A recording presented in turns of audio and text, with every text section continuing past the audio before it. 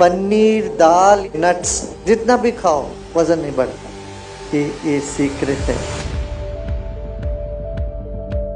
हम लोग जितना भोजन करते हैं ये बहुत ज्यादा एसिडिक है। इसको बैलेंस करने के लिए हमें क्या करना पड़ता है? अल्कलाइन भोजन हमको करना जरूरी है। अल्कलाइन और एसिडिक क्या क्या है इस पर भी ध्यान देना। जितना अनाज खाते हैं वो सब एसिडिक हो जाता है। सब्जी जो खाते हैं वो अल्कलाइन होती है। अल्कलाइन पानी पीना चाहिए आपको रोज। अल्कलाइन पानी कैसे बनाते हैं पता है? 1 लीटर पानी रखो एक जग में, काकड़ी उसमें डाल दो, 4 पीस छोटे छोटे पीस काकड़ी और छोटे छोटे नींबू के 2 पीस उसमें डाल दो और रात भर रह जाए, सुबह वो अल्कलाइन पानी हो जाता है।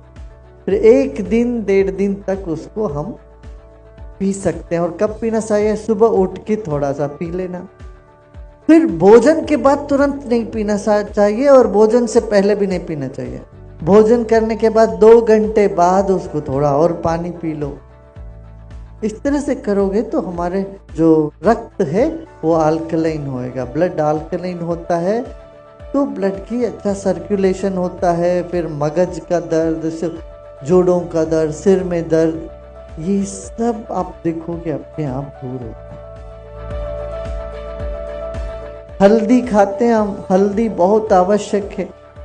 प्रतिनित्य हल्दी और अदरक, हल्दी अदरक का अचार बनता है ना, वो बच्चों को भी खिलाओ हल्दी और आप लोग भी सब खाओ। प्रतिनित्य थोड़ा थोड़ा हल्दी और अदरक का सेवन करना चाहिए। हल्दी में एंटीवायरल प्रॉपर्टीज है। वायरल फीवर हो जाता है ना सब जो लोगों को, कितने दिन देखो फिर क्या क्या टैबलेट खानी पड़ती है। कच्चा हल्दी को थोड़ा नींबू के पानी में रखकर उसको खाने लगोगे, तुम्हें वायरल वगैरह की अटैक से तुम अपने आप को बचा सकते हो। ये सब वायरल अटैक होगा ही नहीं। वायरल जितने भी फीवर वगैरह है उस सब के लिए हल्दी दिव्य औषधि है। हल्दी और अमृत ये दोनों हमें लेना चाहिए। तुलसी और आंवला का जो कॉम्बिनेशन है ये बहुत उत्तम है रोग निरोधक शक्ति के लिए। हम लोगों ने ऐसे बता दिया तुलसी का विवाह कर देते हैं। विवाह माने ये नहीं, तुलसी और आंवला को साथ सम्मान करो, उसको शरीर में लेना चाहिए। सिर्फ आरती कर देने से नहीं, तुलसी और आंवला का सेवन करो इस सीजन में। तब क्या होगा? ये सर्दियों में जुकाम के रिलेटेड कोई भी तुम्हें बीमारियां नहीं आए। कई प्रसाद बनते हैं उसके ऊपर तुलसी रखे बिना प्रसाद नहीं बनता बोलते हैं। क्यों? तुलसी में वो गुण है जो हमारे शरीर को बल देती है। इसमें वैज्ञानिक है। हम क्या करते हैं? सिर्फ एक पद्धति चला देते हैं बिना सोचे बिना समझे। जब समझ के करोगे ना उसका रहस्य पता चलता है। तुलसी और आंवला को साथ में लेना, ये दोनों रोग निरोधक शक्ति, एंटीबायोटिक प्रॉपर्टीज इसमें पूरा है। गुजराती में जितने तली हुई हम सब खाते हैं ना, चिवड़ा खाते हैं, ये सब, इन सब के साथ कड़ी पत्ता रखते हैं। कड़ी पत्ता एंटी कोलेस्ट्रॉल है। कोलेस्ट्रॉल किसी का हाई हो तो बोलते हैं स्टैटिन टैबलेट लो।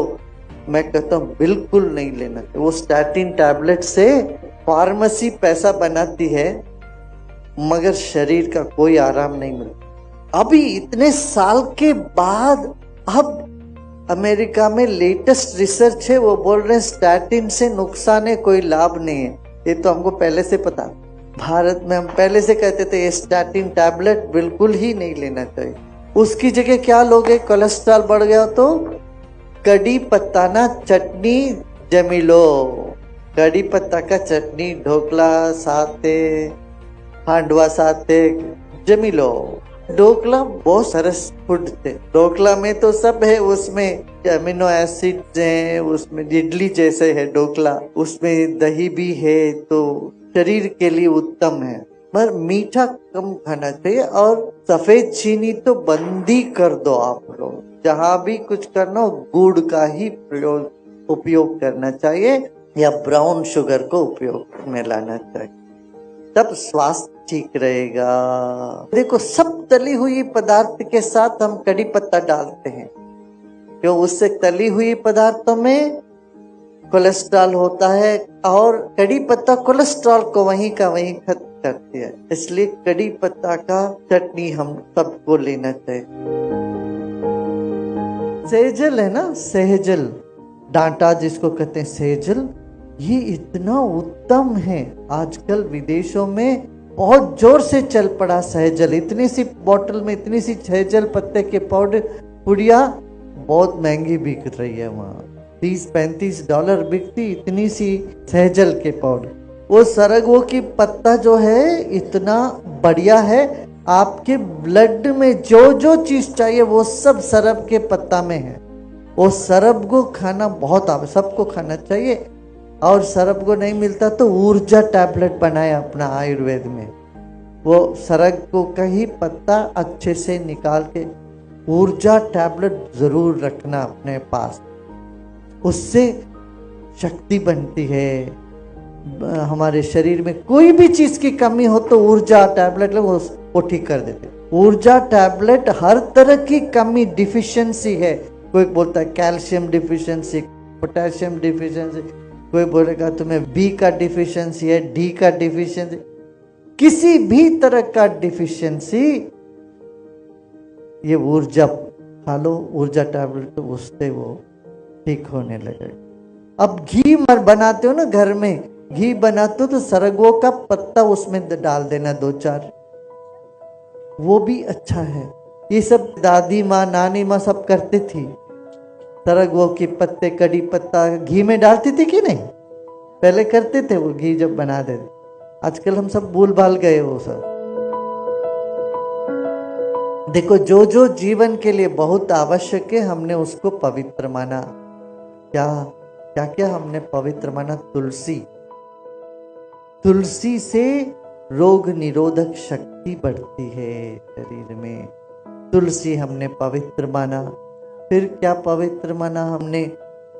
नींबू को बड़ा पवित्र माना। दक्षिण भारत में कोई आते तो उनको पहले नींबू देते हैं हाथ में। नींबू शक्ति का सूचक है, इसलिए देवी मंदिर में आप देखो त्रिशूल के ऊपर एक नींबू रखे रहते हैं। नींबू में शक्ति है, माँ दुर्गा है का निवास है कहते हैं। तुलसी में विष्णु का निवास है।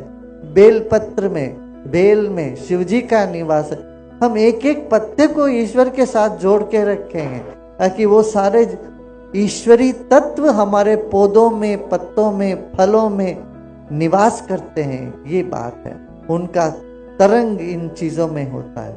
ऐसे जब नर्वस सिस्टम का या पेट का कुछ हो तो बेलपत्र खाते या बेल का फ्रूट खाते हैं। जब फल खाते हो, फल के साथ साथ पूरा सब खाना मत खाओ, फल ही खाना चाहिए, थोड़ी देर छोड़ना चाहिए समय।